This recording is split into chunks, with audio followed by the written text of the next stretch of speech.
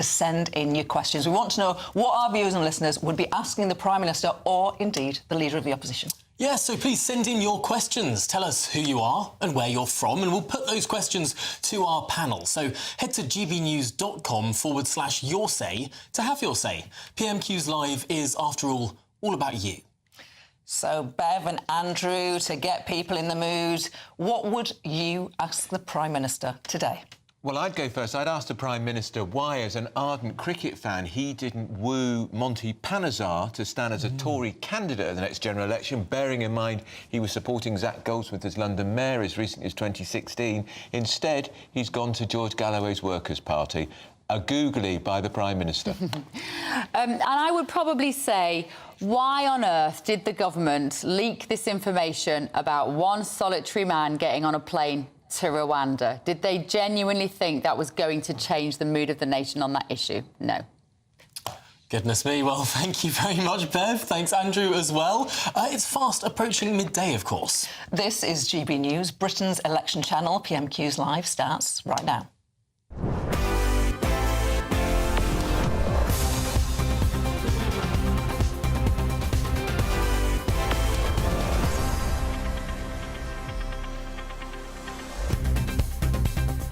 Is 11:57 on Wednesday, the 1st of May. This is PMQs Live on GB News with Tom Harwood and Gloria DiPiero. In just a moment, Rishi Sunak and Keir Starmer will go head-to-head at Prime Minister's questions. We'll have full coverage of every moment, and we'll be getting full reaction too from Cabinet Minister Esther McVey and Shadow Attorney General Emily Thornberry. So we've got a couple of minutes before we kick off, so I'm going to start with Emily Thornberry. If you were asking the Prime Minister a question today, put yourself in Keir's shoes, what should he go on? What do you think he should go on today? There's so many questions that you could ask, and particularly just before an election. But I think I've been going up and down the country and I've been talking to lots of people, and I think that the issue that comes up a lot, which is the one that Angela raised last week, which is about housing, which is about how can people get themselves somewhere to live, whether it's buying somewhere to live or getting social housing. You know, particularly the younger generation are completely being left behind. And my generation's fine, but the generation behind us is not. Well, Esther McVey, you're a former housing minister, now, of course, common sense minister sitting in the Cabinet. How do you respond to that? Well, I love the way Labour now talks about how much housing it'll be doing, because actually the Conservative Party has built far more housing than when Labour was last in office. You haven't met your targets. And 1 million we will have done in this Parliament. And do there need to be more homes to help young people on the housing ladder? We are the party of homes and opportunity. So I agree that obviously more needs to be done. We'd just be saying it would be on brownfield sites. Labour would be tearing up the green belt, so I don't agree with that. But one thing I guess they won't, Keir Starmer won't be talking about, he won't be talking about maybe, and he should be doing an apology to Rosie Duffield, because hopefully Keir Starmer now should have realised what a woman is. He still can't say what a woman is. He doesn't know biological sex. So please, can we have an apology from the Labour Party to one of its own MPs about that? Emily Thornberry. What? Do you think... Oh, there you go. She doesn't even know what a woman is. Sorry, I just we were talking about housing and then Emily, how shocking. I just sort of zoned out a bit. What was... So Esther McVey was suggesting that Keir Starmer owes an apology to Rosie Duffield. She got a lot of criticism from within the party for, I guess she would say, championing women-only spaces, and allegations that she was a transphobe as a result. Yeah. I think this is a really difficult issue. It's really sensitive, and I think there are people who are the most vulnerable in our society who are used too often by politicians to hit each other. Emily, do you know what a woman is? Of course I know what a woman is. Go on, tell us then. A woman is someone like me, or my mum, or my sister. So there's a biological difference between men and women. Do you see that? I mean, this is what I was talking about. So obviously there are biological women. There are also trans women who need to be treated with a bit of respect and not used as a political football. Emily, do you think it was a bit misleading of Keir Starmer yesterday when he was asked on the television, has he spoken to Rosie Duffield? He says, we talk, we're friends. She then responded to a journalist's sort of tweeting that out, saying, how are we supposed to be talking? Telepathy? It seems that Rosie Duffield doesn't think that she's got a very good relationship with Keir Starmer, even though he says that he has a relationship with her. Well, I think that Rosie is a backbencher, Keir is the leader of the party, and Keir does his utmost to engage with backbenchers throughout the party, and that's the right thing to do. And Esther, some people would say, who are watching, actually, what they really hate about politics is when politicians ask a question and they turn it straight into an attack on their opponent. Do you hear that? Do you get why politics perhaps could be those people that say politics could be done in a different way? Maybe, but for me, understanding and knowing what a woman is, as we're like 50% of the population, is vital. Safe spaces for children and looking after women. Following yesterday's appalling attack, such violence has no place on our streets. It's absolutely heartbreaking that a teenage boy has died, and I can't imagine what his family are going through, and we send them our heartfelt condolences and offer our very best wishes to all those injured. And I'd just like to reiterate my thanks to the police and other emergency first responders for embodying the highest standards of public service under such awful circumstances. And I know that our thoughts are also with those injured this morning in an attack at a school in Sheffield. Mr. Speaker, this morning I had meetings with ministerial colleagues and others in addition to my duties in this House. I shall have further such meetings later today. Thank you, Mr. Speaker. We already know that more than 1 in 5 teenagers are vaping, with some experts describing this as an epidemic. And yesterday, new research suggested that teenagers who vape could be at risk of exposure to toxic metals, potentially harming brain or organ development. I agree with the Prime Minister in his wish to reduce the harms caused by smoking and vaping with the Tobacco and Vapes Bill. Will he agree with me that permitting football strips to be sponsored by vaping companies sends entirely the wrong message to young people, and that it's now time to ban vape companies advertising on sports strips? Well, Mr. Speaker, can I thank the Honourable Lady for her question. Obviously, your decisions about kit sponsorship will rest with individual teams, but I do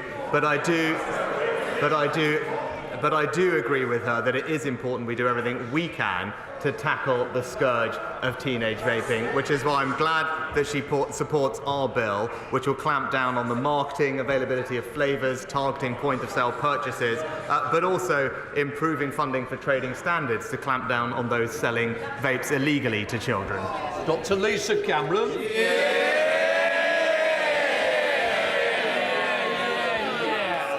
Many thanks, Mr. Speaker. My husband is a veteran, and the defence of the country is the government's first duty to protect people across the United Kingdom.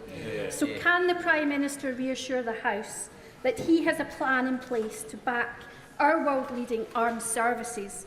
And does he know why the party opposite refused to back his plan? Well, can I start by paying tribute to my honourable friend's husband and all our veterans for their service to our country. And she's right, in the most uncertain times since the Cold War, that it's right that we build our security, protecting our values, our interests, and indeed our nation. That's why this government has taken the step to increase defence spending to 2.5% of GDP, making us the biggest spender in Europe under NATO. And when the Labour leader stands up, I hope that he stops dithering, does the right thing, and confirms that he will back our plan to increase defence spending. Leader of the Opposition, Keir Starmer. Mr. Speaker, I join with the Prime Minister in his words about yesterday's awful events at Hainault. I'm sure the whole House will want to commend the first responders and send our deepest condolences to the family of the 14-year-old boy who was murdered. And I join with the Prime Minister's remarks about the attack in the school in Sheffield as well. I know everyone in this House will be delighted to see His Majesty the King returning to his public duties and looking so well, and we all wish him and the Princess of Wales the best in their continued recovery. I'd also like to welcome the member for Central Suffolk and North Ipswich to his place on these benches. After nearly 2 decades as a Tory politician and an NHS doctor, Mr. Speaker, he's concluded that if you care about the future of our country and our NHS, then it's time for change. It's time for this changed Labour Party. And as of today, he's our newest Labour MP, but I'm sure he won't mind me saying that I hope he loses that title on Friday. Mr. Speaker, when a lifelong Tory and doctor says that the only cure for the NHS is a Labour government, isn't it the time the Prime Minister admits he has utterly failed? Prime Minister. Well, Mr. Speaker, I'm glad to actually see the honourable gentleman from Central Suffolk in the House today.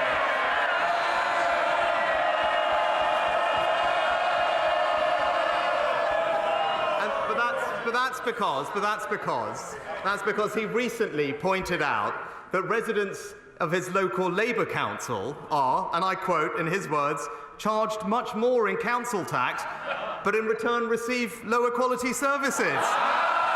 Now, he's been wrong about some things recently, but on that point, he's absolutely right. And this week, people everywhere should vote Conservative.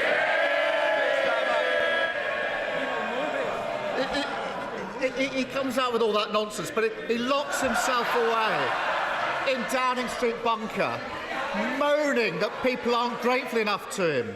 The reality is Tory MPs are following Tory voters in concluding that only the Labour Party can deliver the change that the country needs. And I say to those Tory voters, if they believe in a better Britain, then they're safe with this changed Labour Party, and it's for them.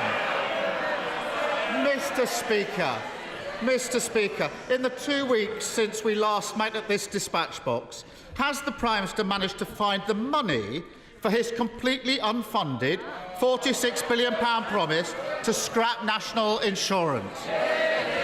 Mr. Speaker, of course, we addressed that a few weeks ago, and I'm happy to address it again. But I know that economics is not his strong point, but he might do well. He might do well, actually, to listen to a shadow education secretary who just this morning said, no, that's not how it works, Mr. Speaker. Indeed, the IFS have also said the link between national insurance and public services funding is illusory, just like Labour's economic plans, Mr. Speaker. But it's crystal clear. There's one party that's going to deliver tax cuts for working Britain, and it's the Conservative Party. That was a long ramble. Order. Whoever's banging the furniture will have to pay for your damages. Can we have less of it? We are not at the sixth form, no. Come on, Well, that was a long, rambling non-answer to the question, which was, has he found the money to fund his £46 billion promise to abolish national insurance? And whenever he's asked about the date of the election or people's pensions, he acts as if answering straightforward questions is somehow beneath him. But pensioners and those who are planning their retirement deserve better than his contempt for their questions. Because if £46 billion were cut from its funding, the value of the state pension would almost halve. So I don't apologise for asking him again. Order. Mr. Gullis, you've got the next question you're not going to reach. You've got a 10-minute rule bill. I'd be quiet for a while if I were you. Prime Minister. Sorry, Leader of the Opposition. So I don't apologise for asking on their behalf again whether he will finally rule out cutting their state pension to fulfil the enormous black hole in his spending plans.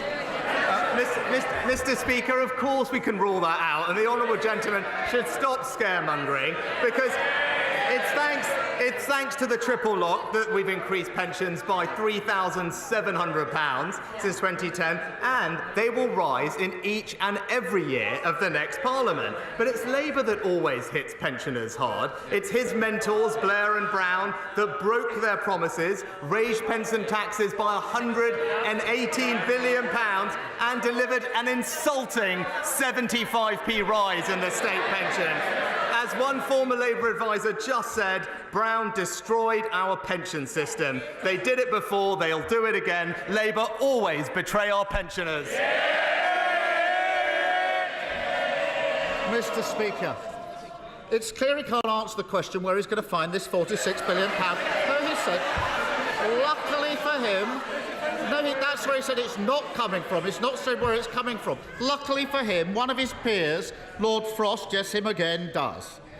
He says to solve the Tory spending plans, the state pension age should be raised to 75. Now, understandably, that will cause some alarm. So will the Prime Minister rule out forcing people to delay their retirement by years and years in order to fulfil his £46 billion black hole?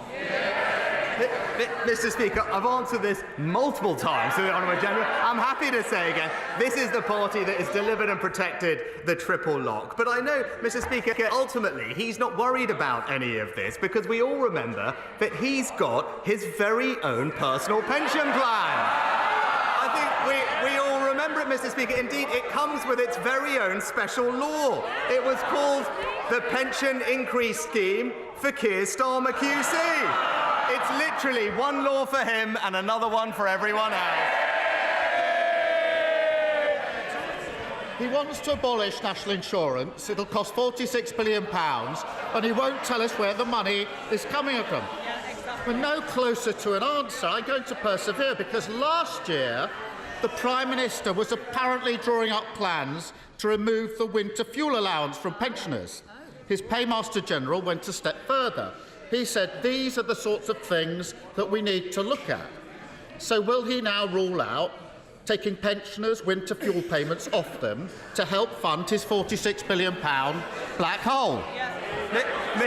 Mr. Speaker, it was this government that just this winter provided double the winter fuel payment to support pensioners. But what is crystal clear, Mr. Speaker, is that we believe that the double taxation on work is unfair, Mr. Speaker. We believe that hard work should be rewarded, and that's why this week we're cutting taxes by £900 for everyone in work. But in contrast, Mr. Speaker, it's Labour's newest tax advisor who thinks pensioners should be taxed more. That's his words, Mr. Speaker. This advisor calls them codgers. He thinks that supporting them is a disgrace, and he believes that their free TV licences are ridiculous, Mr. Speaker. It's Labour who hit pensioners with tax after tax, and they would do it all over again. Mr. Speaker, is it any wonder that his MPs are following Tory voters in queuing up to dump his party? And even the mayors that he's apparently pinning his political survival on don't want to be seen anywhere near him, because until he starts setting out how he's paying for his fantasy economics, he's got a completely unfunded £46 billion promise that puts people's retirement at risk. How does it feel to be one day out from elections with the message, vote Tory, risk your pension? Mr. Speaker, tomorrow voters will have a choice, and it will be a choice.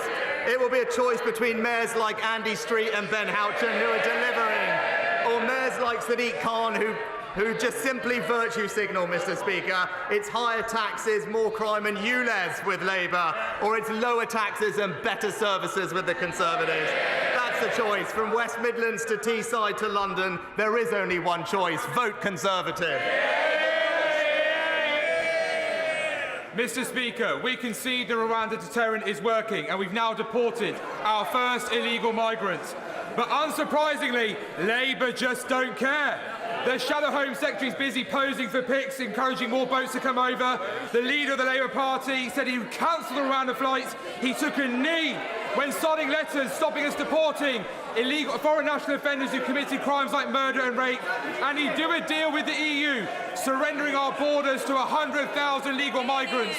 Isn't it right, Prime Minister, that only the Conservatives will stop the boats and cut legal migration?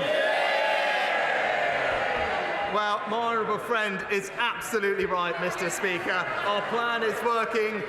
Legal migration, the latest figures show, down by 24%. Student dependence down by 80%. But we all know Labour's big idea. It's to scrap the Rwanda plan, even when it's operational, Mr. Speaker. But as one senior Labour advisor said to Andrew Marr just yesterday, we can't just come in, tear it up and have nothing to put in its place. I'm sorry to break it to them, but that's exactly their policy. While we're getting on stopping the boats, all Labour would do is stop the planes. SNP leader Stephen Flynn. Thank you, Mr. Speaker. On Monday, the Armed Forces Minister was neither able to confirm nor deny that UK troops may soon be deployed on the ground in the Middle East. Now, the public watching will be hoping that members of this House do not have a short memory when it comes to the potential deployment and involvement of our military in the Middle East. So can I ask the Prime Minister to provide some much-needed clarity? Is he giving active consideration to the deployment of UK forces in the Middle East, yes or no?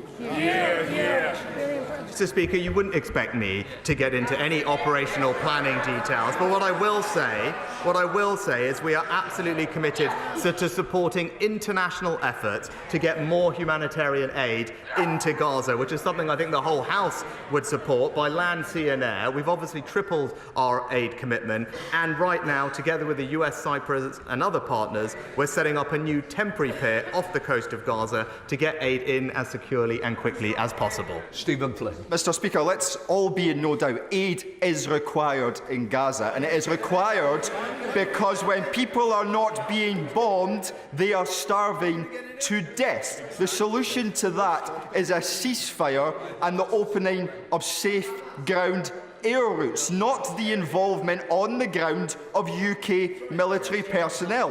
These are dramatic and potentially dangerous developments. So will the Prime Minister confirm to the House today that before he makes a decision, all members will be afforded a vote? Mr. Speaker, I'm not going to apologise for our armed forces playing a leading role in supporting international efforts to get more aid in. And indeed, we are sending Royal Navy support ship, RFA Cardigan Bay, to the region to support that effort. But when he talks about this conflict, the fastest way to end this conflict is to ensure that we have a hostage deal that gets hostages out, aid in, and for there to be a sustainable pause in the fighting. And it seems clear that there now is a workable offer on the table, so I hope he joins with me in encouraging all parties, including Hamas, to accept that deal so we can move towards a sustainable solution. Sir Bill Wigan. My right honourable friend's decision to cancel HS2 led to £207 million for Herefordshire's potholes and transport infrastructure. Hereford Hospital has a new wards, more beds and a new diagnostic centre on the way. £35 million has been allocated to the River Wye recovery plan. Inflation is down, the Rwanda bill has been passed, and defence spending is increasing. Does my right honourable friend agree with me that if he carries on like this, he's going to win the next election? Mr. Speaker, I'm thankful for my honourable friend in highlighting the work that the government's doing, whether that is increasing our defence spending to keep us safe, securing our borders with our Rwanda Act, cutting taxes by £900, raising the state pension by £900. And I'm also pleased that locally in Herefordshire we are filling in potholes, helping to save the River Wye and improving local health services. It shows crystal clear that it's the Conservative government that has a plan and is delivering a brighter future for our country. Caroline Lucas. Thank you very much, Mr. Speaker. In February, his Foreign Secretary said it would be difficult for a ground offensive on Rafah to avoid harming civilians and destroying homes. Just yesterday, his Deputy Foreign Secretary admitted he was struggling to see how such an attack could be compliant with international humanitarian law. All the signs are that Netanyahu is about to defy the international community. An attack on the 1.5 million Palestinians sheltering in Rafah is imminent. If that attack begins, will that be the moment when the Prime Minister finally finds the moral backbone to ban arms exports to Israel? And if not, how much more suffering has to happen before he acts to prevent further UK complicity in crimes against humanity? Well, Mr. Speaker, what the Honourable Lady did not acknowledge at all is that Israel suffered an appalling terrorist attack that kills hundreds of its citizens, and it does have the right to defend itself. Now, of course, as I've been crystal clear, we want to see humanitarian law respected and adhered to by all parties. Too many civilians have been killed, and we do want to see Israel take greater care to avoid harming civilians. I've made these points repeatedly to Prime Minister Netanyahu, specifically about the the impact of any military incursion into Rafah, and we continue to say to the Israelis at all levels that we want to see more aid going in and bring about a hostage deal so we can move towards a sustainable ceasefire. Andrew Slew. The 60% increase in funding for special educational needs and disabilities is extremely welcome, but the challenges around the recruitment of community paediatricians mean that some children in Leighton Buzzard, Dunstable and Houghton Regis are waiting too long for an assessment. What can the NHS do to attract more of the 39,000 additional doctors recruited under this government into community paediatrics as a specialty, which is incredibly rewarding and important?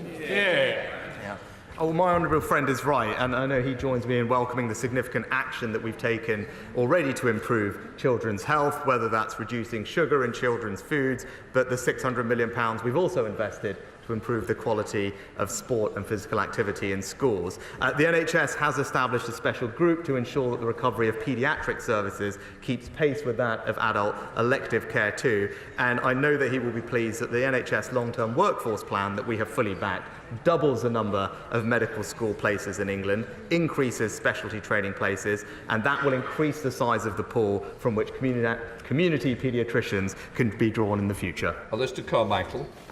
Thank you. I know that you, Mr Speaker, want to join me in sending condolences to the friends, family and colleagues of our former colleague Lord Andrew Stunnell, who served with exceptional diligence and grace as MP for Hazel Grove in this House and who passed away very suddenly on Monday.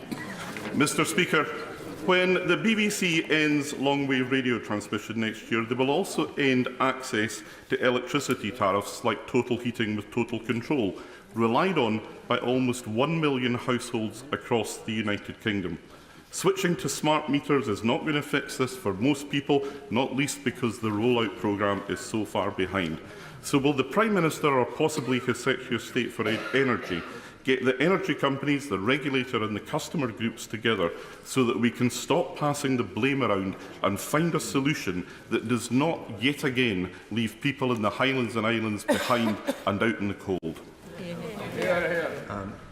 Well, Mr Speaker, I understand that an agreement has now been reached to ensure that radio teleswitching services will continue until June of next year, and Ofgem are also engaging with energy suppliers on their plans to support consumers through the transition. Whilst households that are currently covered by the service shouldn't be disadvantaged by the switch off, it's energy suppliers who are best placed to advise on tariffs for those who have been switched to a smart meter. However, I will make sure that the right honourable gentleman does get a meeting with the relevant minister to ensure that his constituents are not left behind during the transition. Peter Aldis. Thank you. Thank you very much, Mr Speaker. The East of England is playing a lead role in delivering the UK's energy security, and without our contribution, the country will not be able to successfully transition to a renewable energy supply system. In recent months, our coast has taken a battering, and projects like the Lowestoft Flood Defence Scheme have been postponed. Will my right honourable friend ensure that government departments are fully coordinated so as to provide the region with good supporting infrastructure, proper protection for coastal communities, and every opportunity for local people to take up exciting new jobs? Mr Speaker, we are levelling up across the United Kingdom and investing in places that need it most, including, as my honourable friend rightly highlights, our coastal communities. Almost £1 billion of levelling up funding has been allocated to the east of England, including £75 million for coastal places. I know that he welcomes the town deal for Lowestoft in particular, but I will ensure that my honourable friend gets a meeting with the relevant minister to discuss how we can further support his region, its role in our energy security, but particular its coastal communities. Deirdre Brown. Mr Speaker, the Greenpeace group Unearth found 36 supposed grassroots campaign groups which were actually administered by Conservative staff and activists and were forums for vile racism, anti-Semitism and Islamophobic attacks on Sadiq Khan. Now, one hears of other such coordinated efforts around anti-20-mile-per-hour zones in Wales. Can the Prime Minister shed some light on these shady groups spreading abuse, their funding funding, their links to his party, and whether he is aware of similar operations existing elsewhere in the UK. If he won't, will he at least commit today to investigate and take action to tackle the sources of this grubby gutter politics? Mr. Speaker, I'm not aware about the topic that the honourable lady raises, but I'm not going to make any apology for Conservatives pointing out the record of whether it's the SNP in Scotland or the Labour government in Wales, because that's exactly what democratic process is about. She might not like it when we highlight their record, but we will keep doing so that we can deliver for people across the United Kingdom. Thank you, Mr. Speaker. I welcome our government's commitments to boosting defence spending and supporting Ukraine, made possible by this Conservative Prime Minister's international leadership and sound management of the economy. My constituents have been doing us proud supporting Ukraine, like the Pot Place Garden Centre delivering ambulances, medical equipment and supplies, and Steve Hodgson providing vital aid. Would the Prime Minister join me in paying tribute to my constituents and people up and down the land for their support for Ukraine, and reaffirm that we will continue to stand with Ukraine for the sake of freedom, democracy and global security? I join my honourable friend in thanking people up and down the country, including the fantastic work of his constituents, in supporting the Ukrainian community in the face of Putin's illegal invasion. We remain steadfast in support of Ukraine, and in total, since the war began, we've pledged over £12 billion of aid to Ukraine. Last week, we announced an additional £500 million of funding, which will be used to deliver much-needed ammunition, air defence and engineering support and drones. But more importantly, and President Zelensky welcomed this, we are able to now say that we will continue with this level of support for as long as it takes because of the historic increase in our defence spending. And it's crystal clear that on this side of the House, we can say that our support to Ukraine will never waver. Margaret Bremer. Thank you, Mr. Speaker. In 1969, my constituent Georgina Jacobs gave birth to a baby boy who she named Robert. Sadly, Robert was born asleep, and in those days the hospitals would ask the father to collect the baby's body, take it to the cemetery and leave it there for burial. For 53 years, Georgina didn't know exactly where Robert was buried. When she eventually found him, she shared her story on social media, and other mothers who'd been through the same experience got in touch. Since then, Georgina has located over 60 babies on behalf of grieving parents and has deservedly been presented with the Wirral Award for her achievements. Will the Prime Minister join me in congratulating Georgina on her award and on having brought comfort to so many parents and families? And will he, on behalf of all previous governments, apologise for this form of practice which left grieving parents with nowhere to visit their buried children? Well, can I thank and commend the honourable lady for raising this case and just pay tribute to Georgina for what she is doing. I often say that one of the most incredible things about doing this job is meeting people like Georgina who have suffered tragedy in their lives, but then use that to campaign and inspire and bring about a better life for everyone else. She's a prime example of that. She deserves nothing but our praise and admiration, and I'm so pleased that she's brought comfort to so many other people too. Palsy. Thank you, Mr. Speaker. Mr. Speaker, since I was elected in 2010, Rugby's seen employment grow by nearly 6,000, with 10% more of my constituents in work, much of which has been driven by investment from advanced manufacturing in places such as Anstey Park, where we've got the Manufacturing Technology Centre, which the Prime Minister visited, High Temperature Research Centre, Rolls-Royce, Parker Meggitt, Fanuc and the London Electric Vehicle Company. Given that every Labour government has left office with unemployment higher than when they came in, can the Prime Minister see any reason why anybody would want to put this fantastic progress at risk? I was pleased to see for myself on a recent visit that my honourable friend is a great champion for his constituents in Rugby, and I was very pleased to see the thriving local technology and manufacturing industry, which will help us deliver on our ambitions to make the UK a science and technology superpower. And he's right that we do have a record with 1 million fewer workless households, unemployment near record lows, and he's also right that we need to stick to that plan, because that's how we'll deliver the long-term change that our country needs and deliver a brighter future for families up and down the country, including in his constituency. Colin Lockhart. Thank you, Mr. Speaker. Hypocrisy hypocrisy needs called out, and everyone in this House will recall the former Irish Prime Minister in Brussels with a photograph of a bombed customs post, lamenting that any border between Northern Ireland and the Republic of Ireland was unworkable, it was in breach of the Belfast Agreement and could result in such troubles again. The hypocrisy of the Irish government from such a position has not been lost, with the Irish police now tasked to patrol the border, protect from the unsubstantiated, unfounded 80% figure of asylum seekers who supposedly make their way to the Republic of Ireland from the UK via Northern Ireland, when actually the reverse is true. Will the Prime Minister challenge and call out these actions and confirm what representations he has made to the Irish Prime Minister and the Justice Minister to respect the integrity of our UK and our border? Well, the House will be aware that we have made commitments to avoid a hard border on the island of Ireland, and the Honourable Lady makes a very important point that the Irish Government must uphold its promises too. We can't have cherry-picking of important international agreements, and so the Secretary of State is seeking urgent clarification that there will be no disruption or police checkpoints at or near the border, and I can confirm that the United Kingdom has no legal obligation to accept returns of illegal migrants from Ireland. Now, it's no surprise that our robust approach to illegal migration is providing a deterrent, but the answer is not sending police to villages in Donegal. It's to work with us in partnership to strengthen our external borders all around the common travel area that we share. Sir Desmond Swain. Mr. Speaker, I was the Lord Commissioner that signed the Right Honourable Gentleman's special pension into law. He owes me one. But the Prime Minister is right.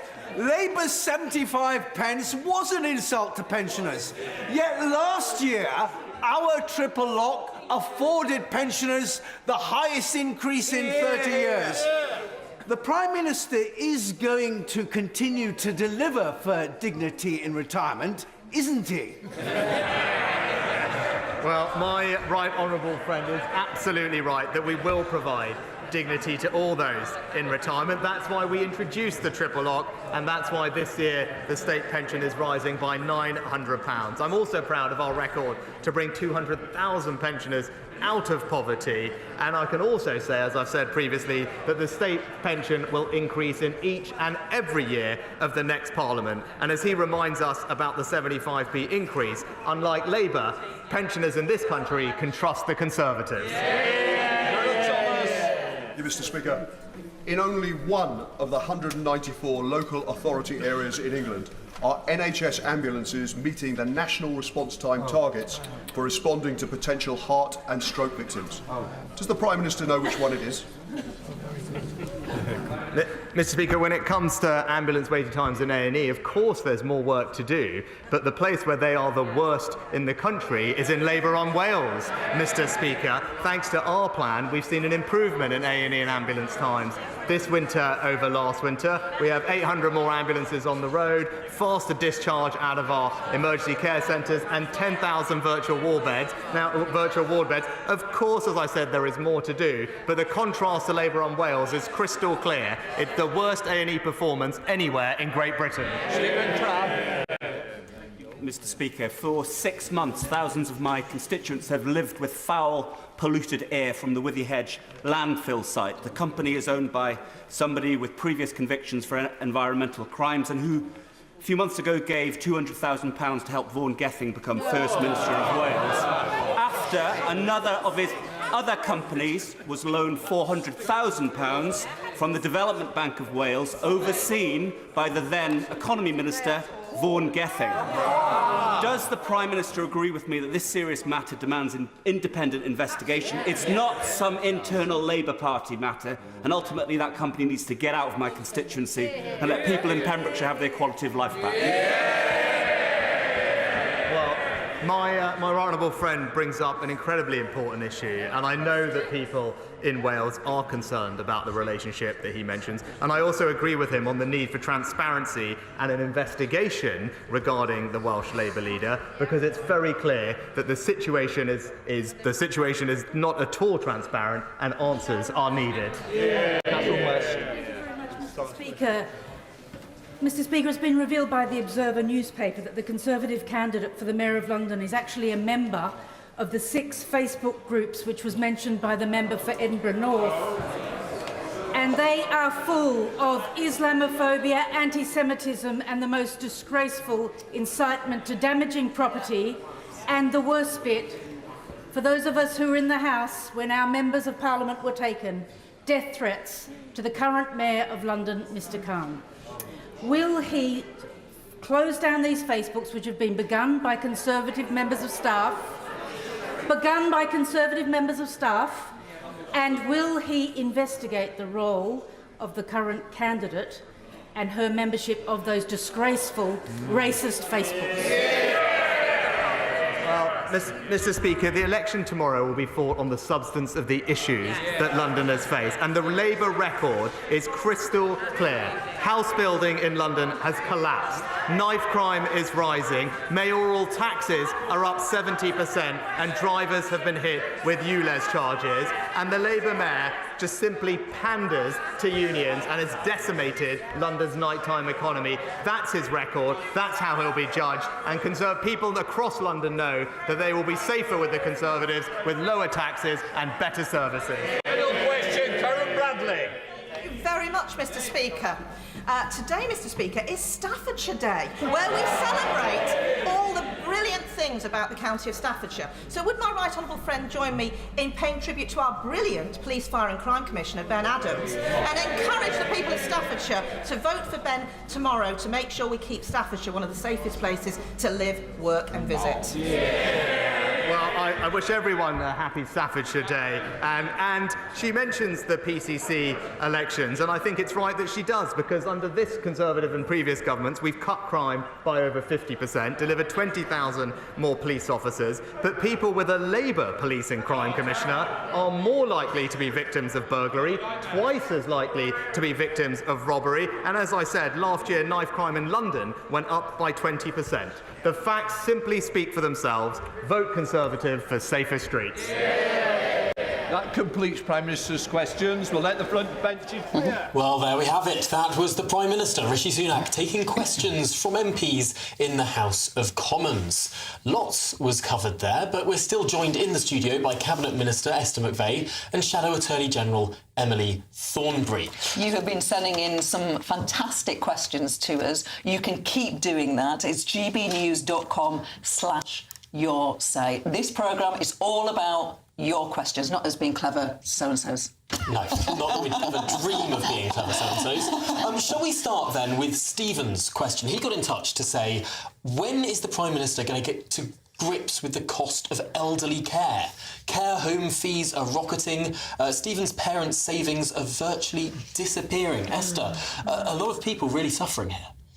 And this is one of the biggest issues of our time. Absolutely, we are living longer. Lots of people will have multiple disabilities and illnesses, and that is something that we have to do. We have put billions into social care in the care sector, but there is more to do, and I totally agree with that, and that has to be a key pledge for us to do now that we've put significant amounts into the NHS. I mean, billions of pounds extra into the NHS. We need to do that there too. Emily Thornberry, would things be any different for Stephen under a Labour government? Care home fees are rocketing, my parents' savings virtually disappearing. Yes, we need to have a long-term plan in relation to this, and it is something that can't be fixed overnight. I mean, it is a shame that over the last 14 years so little has happened. I remember I was Shadow Social Care Minister, I think about 13 years ago, and I went into number 10 and we went in for cross-party talks and we said, yeah, we're happy to work with you, and nothing Nothing came of it, because it is something that needs to be sorted without a doubt. And it goes hand in hand with the National Health Service. We can't fix the problems in the National Health Service without fixing the problems in social care. And so the sort of things that we've been talking about is making sure that we work together, not just with the people who own these homes, but also the unions. We need to make sure that we have a proper workforce plan, because part of that is that we don't have enough people going into working in social care, and people just end up coming in on work visas and being paid less. And so we need to make sure that we address that. We need to make sure that we're doing that without the actually people, because I mean, it's the cost of it, but it's also that there's such a high turnover of people. My dad was in an old people's home, and he used to work in the United Nations, and he thought that he was still in the United Nations as his dementia developed, because there were all kinds of people kind of coming and going, and he didn't really know where he was. And as I say, people from all over the world. I think you need to have consistency of care. You need to have people who are properly trained up, and people who are valued and value themselves, because they do such an important job. A lot of people will think, what a great idea to have parties sit around and agree and come up with a solution. But they'll look at the last 10 years and they'll look at when solutions have been put forward and been turned into political footballs almost immediately. Theresa May in 2017 came forward with a solution, not a particularly popular solution, but a solution. Immediately it was turned into a tax. And then Boris Johnson came forward with a national insurance contribution rise. And that was immediately discussed as a Tory tax rise. I mean, whenever there's a solution that's been brought forward, it seems it's been turned into politics rather than... So the first thing I'd say is that the solutions that were put forward, first of all, I would say if you wanted to get Labour buy-in, you should bring them into the conversation and you should bring them into the creating of that policy. And secondly, if you want, and they didn't even need Labour buy-in because they had such huge majorities, but they never went forward with it. So, you can't really turn the tables on us and say it's our fault when they've been in government for 14 years and they've had such a large majority over such a long period of time. If they had wanted to deal with this, they could have dealt with it, and they didn't. And if they'd wanted, as I say, I remember sitting around the table, we went to a number of meetings and we just sort of twiddled our thumbs. And just go, OK, well, so what are you suggesting? Let's talk about it. And it was just like, I just felt as though I was involved in some sort of performance. Was it sort of revenge then that you sort of then turned it into a bit of a political attack? No. Dementia tax and Tory tax rises? If during an election, a Prime Minister suddenly comes up with something, first of all, she hadn't even talked to her own backbenchers, so her own backbenchers were going, what is all this? And she most definitely hadn't told us. If you're serious about wanting to introduce a major policy like this, it's a good idea to have a discussion, to engage the public, to engage the opposition, and to move forward. But to not try and kind of click your fingers and go, oh, it's a wet Thursday. Let's change everything in relation to social care. It's not going to work. I want to bring Esther McVeigh in here because there was another issue that was discussed at Prime Minister's Question Time, something else that we'll all have to rely on, and that is pensions. Both of the leaders, and some on the backbenchers too, trading blows, saying your pension will not be safe if delete is appropriate. Keir Starmer is Prime Minister, there's another Conservative government. What needs to happen to the state pension in your view? So first of all, the Conservative government brought in the triple lock. Yes, it is keeping the triple lock. Well, I don't know if Labour will, but we are and we have, and that's what we've done. Equally, everyone knows, which I can't believe that Keir Starmer was leaving with this chin, everyone knows that national insurance contribution isn't ring-fenced for pensions. But his allegation and the was if you have to find talking, £46 billion, then something is going to have to And he said you will cut national insurance contributions when we can afford it. And with things like inflation coming down, and we must remember Rishi is an economist of finance, so he knows. So we've brought inflation down, so there's headroom there. We've now risen to the fourth biggest exporter in the world. We've now got billions, £30 billion last year, of investment in the UK. So what we're doing is growing the country as we come out of that pandemic situation which affected the world. So what I will say is our government has always protected pensions. I think Rishi said their pensions have had a £3,700 increase since we've been in government. And we all remember that Labour did raid the tax, pensions and funds, and they did, Gordon Brown, give a 75p raise. So I think you have got to do what has the Conservatives done? What have they pledged to do? And that is keep the triple lock. And who have we always looked after? We have looked after the pensioners. It is true to say both parties are saying they'll keep the triple lock. Yeah. It is also true to say that only 15% of pensioner households now live in relative poverty. It used to be a lot higher. It's now just 15%. That compares to 27% of pensioner households that live in millionaire households. Emily Thornberry, is it right to keep this as a universal benefit, where even the very, very richest get the same increase as the very, very poorest? Yes. Yes, I think that people who've contributed to our country, who have put their life, who've spent their lives working, should have a pension. And the problem with means testing things is that you don't get the same take-up. So I think that it should be something which is universally available, and we just need to be completely clear about that. I mean, Rishi Sunak was asked about how he was going to pay for the £46 billion, and he was asked it in a very straightforward way. And, said, people need to be confident that they're not going to cut the state pension in order to pay for the £46 billion. He didn't say that they weren't going to raise the pension age, which he was asked. So he was asked, wasn't he, that one of his ministers... £46 billion is a bit like £350 million a week, isn't it? In that it's not really real, is it? Do you know what?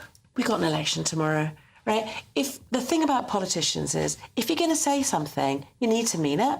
So if you say you're going to cut £46 billion, if you're going to get rid of national insurance, then you need to say when the money's coming from. Just like, by the way, I did just explain there what we've done with international investment and the country and exports. I know, but Emily's just getting We're going to come on to the votes now. There's a variety of questions coming up. We've got illegal immigration, we've got crime. All I wanted to say was that you must hold us to the same standard that you would hold the Conservative government, right? If we say that we're going to spend money, then you ask us where we get the money from. If they say they're going to spend £46 billion, you need to ask them where they're going to get the money from. And we're asking that. Okay, we're asking where they're going to get the £75 billion for defence. Let us respond to that. I did actually explain all of that with inflation coming down, with investment coming in, with exports going up. But equally, you look at the huge holes in the Labour budgets, £28 billion a year for their net zero policies. We've said that we're not spending £28 billion. After Liz Truss crashed the economy, what are you going to do when you put a 20% borrowing tax increased the amount that it did because... Okay, please. Emily, you can't just say... Emily, just sort of like make stuff up. And the other one, 20% tax on private school. Where are all those kids go to schools? That would probably cost another £7 billion. We also now look at the anti-growth sort of pro-union plans that we're doing, and businesses are saying, what are they going to do as that destroys the country, as you look at this anti-growth, pro-union rights? There's lots of issues that's going on there, and huge holes in the Labour plans. OK, our viewers and listeners have taken the time to send in your questions. We're very grateful. They're fantastic as ever, and I want to come back to them. I want to go to Michelle. By the way, guys, and, ladies and gentlemen, do let us know where you're from, because we like to know, we like to build a picture. Where in the country? Yeah, of course. Michelle says this: surely the Royal Navy, having boats on the Channel and knowing they'll not get to the UK, will be a bigger deterrent than Rwanda and cost a lot less too.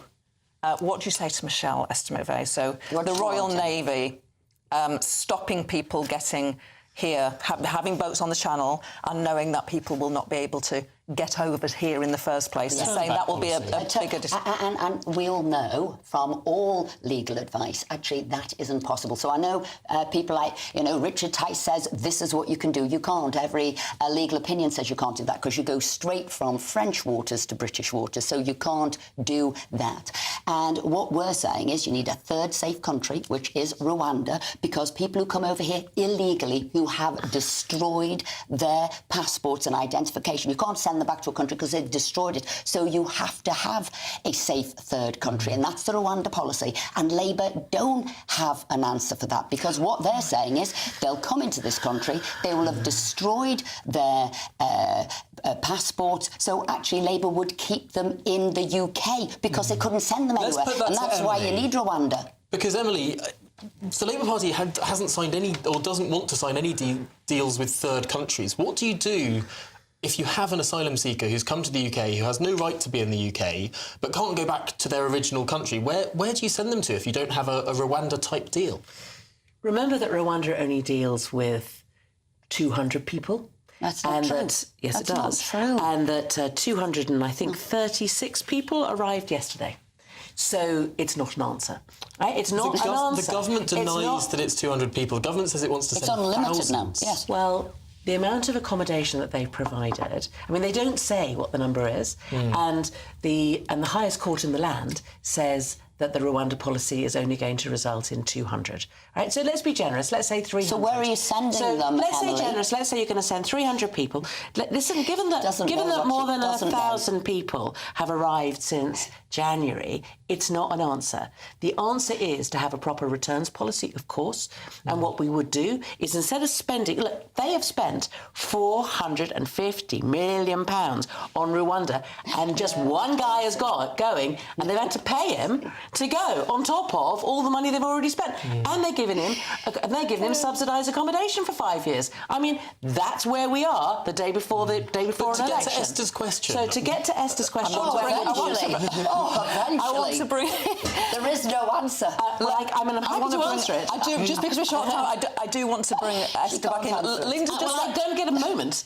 So, I'm happy to do it. We have a 5-point plan. We will spend the £450 million on smashing the boat, on employing 1,000 people whose job it will be to develop a returns policy. All right, and what they will be doing is they will be implanted in places like the embassies. I want to balance this a bit. I'm sorry to interrupt, but we've got so little time left. Returns. Linda asked this very simple question. So there wasn't an answer there before. So Linda asked a very simple question. Rishi, why aren't the Rwanda planes not taking off now? Well, they will be. The law has come through, and I think they've said 10 weeks, and they will be taking off. Linda, that is a direct question about 10 weeks. But we know straight away the deterrent is already happening. People are saying there are more people arriving illegally now than there were last year. That is not putting people off. Emily, that's the numbers. Question. That's the numbers. That's the truth. I'm sorry. I know it's uncomfortable, but it is the truth. There's more people arriving now than there were last year.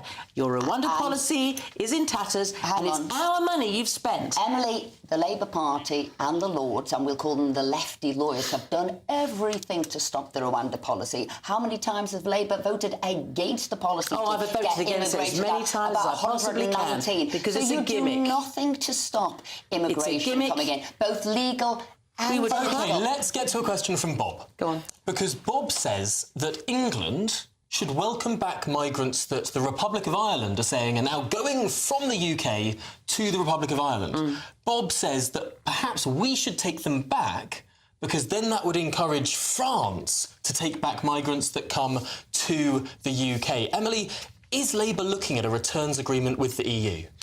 Yes, of course we are.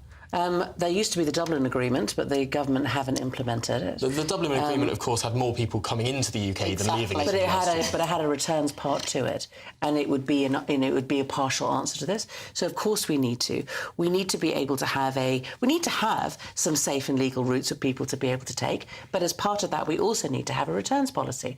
We can't. I mean, this chaos can't work. We can't continue as we are. And Esther, your response to Bob: would the UK? Would you like a returns agreement with the EU? Well, I was looking at the numbers for the Dublin Agreement. I think between 2015 and 2017, I think they took back 37 people, so that wouldn't be it. No, what we're saying is, we won't be. We will keep it as it is, so we won't be doing that because there wasn't one that worked. OK, Bill, just want to ask a quick question. You're going to have to be really, really brief. We've probably got 20 seconds each.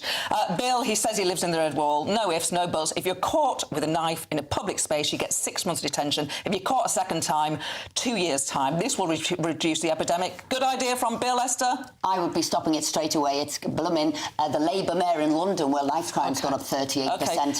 Is that a good idea, to have something immediate? You're caught with a knife in a public space, you're going down.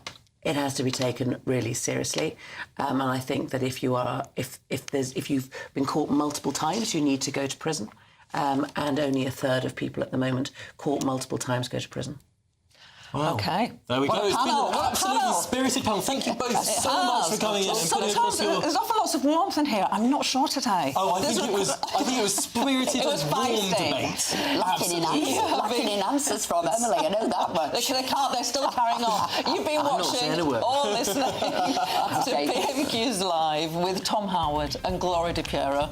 Don't go anywhere, because up next, it's him. It's still me. It's stuck with me. I'm so sorry. Good And of afternoon, course, Britain. the lovely Emily Carver will be here too.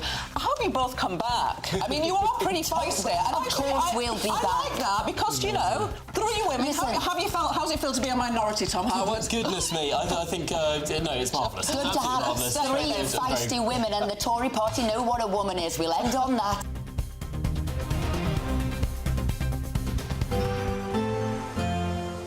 A brighter outlook with Box Solar, sponsors of weather on GB News.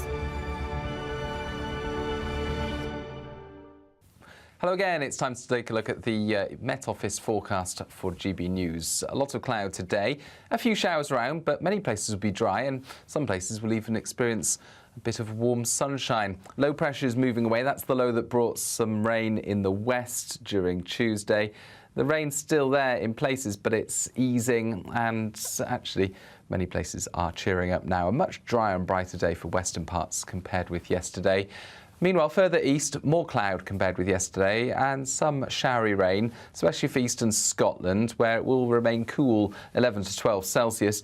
Elsewhere, further west and south, actually much warmer than it has been, up to 20 or 21 Celsius in parts of the southeast, especially where we'll get some cloud breaks. But we will see a thickening of the cloud and some outbreaks of heavy, potentially thundery rain arrive overnight, particularly after midnight, especially for central southern England, then into the southwest and South Wales. The risk of frequent lightning, heavy rain and hail in places. Those thunderstorms will be hit and miss, but we'll see an area of fairly heavy rain across South Wales and southwest England as we begin Thursday. Thundery showers in 1 or 2 places elsewhere. Otherwise, it's drier further north and increasingly sunny for much of Scotland, Northern Ireland, northwest England, eastern Scotland and eastern England, seeing a lot of low cloud and feeling cool here, but much warmer elsewhere, up to 23 Celsius in East Anglia. Looks like things are heating up. Boxed Boilers, sponsors of weather on GB News. You really could be our next big winner with an incredible £20,000 in tax-free cash to play with this summer. What would you spend that on? Well, whilst you're thinking about it, listen to some of our previous winners getting that winning phone call from us. You're the winner of the Great British Giveaway. I'm slipping neck. Oh dear. Oh my God, are you joking? You're joking. Really? Seriously, it's not a wine. What is it? Oh my God, this is amazing. Thank you. The next winning call could be answered by you. For a chance to win £20,000 in tax-free cash, text WIN to 63232. Text costs £2 plus 1 standard network rate message. Or post your name and number to GB05 PO Box 8690 Derby DE1 9TT. UK only. Entrance must be 18 or over. Lines close at 5 p.m. on the 31st of May. Full terms and privacy notice at gbnews.com/win. Please check the closing time if listening or watching on demand. Good luck. Martin Daubney, weekdays from 3 p.m. Rishi Sunak has come out fighting and declared war on what he's called the UK's sick note culture. The country's welfare state bill costs the average taxpayer now £2,000 every single year for every British taxpayer. Astonishing numbers, Catherine, simply mind-bending. 69 billion quid every year now goes on benefits. I paid my tax bill last month. Where did your tax go? I clicked on it. Long-term sickness and benefits is now second only to the NHS on what we spend our tax pound on. This is simply unsustainable. That's exactly what the Prime Minister said. 69 billion a year on long-term sick and disability benefits, projected to rise to 90 billion by the end of the next Parliament if nothing has done. As he said, it is totally, totally unsustainable. And the message from Rishi Sunak really is tough love. You're going to take your medicine. It's going to be good for you. You may not like it. Let's have a look at what he had to say earlier. Everyone with the potential should be supported. And not just to earn, but to contribute and belong. And we must never tolerate barriers that hold people back from making their contribution and from sharing in that sense of self-worth that comes from feeling part of being something bigger than ourselves. And that is why this is a moral mission, and why the value of work is so central to my vision for welfare reform. Certainly, Rishi Sunak said in the speech, in the period since the pandemic,